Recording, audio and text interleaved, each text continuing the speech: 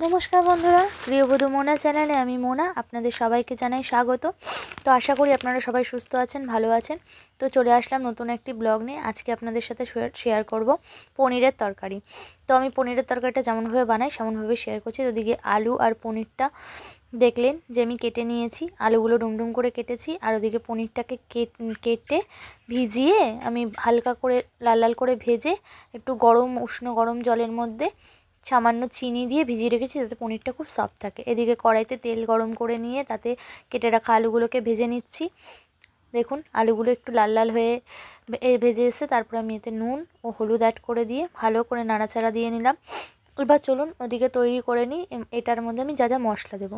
তো এটা আমি যেহেতু নিরামিষ বানাচ্ছি, সেই জন্য নিরামিষ বলতে পেঁয়াজ রসুন তো কিছু অ্যাড করবো না। এতে শুধু আদা, টমেটো ও কাঁচা লঙ্কা দেবো। আমরা খুব কম ঝাল খাই, তাই একদমই কম পরিমাণে কাঁচা লঙ্কা দেবেন। আপনারা আপনাদের প্রয়োজন অনুযায়ী দেবেন। এদিকে আমি মিক্সারে ভালো করে মশলাটাকে পেস্ট করে নিচ্ছি। তো দেখুন আমার মিক্সারে মশলাটা পেস্ট করা হয়ে গেছে, স্ট্রাকচারটা ঠিক এরকম এসেছে।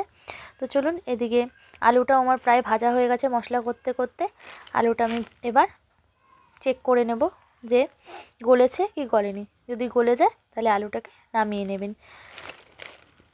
দেখুন আলুটা আমার খুব সুন্দরভাবে গলে গেছে। তো চলুন এবার আলুটাকে আমরা এক এক করে তেল ঝরিয়ে কড়ার থেকে নামিয়ে ফেলি। এবার চলুন আলুটাকে আমরা নামিয়ে নিচ্ছি।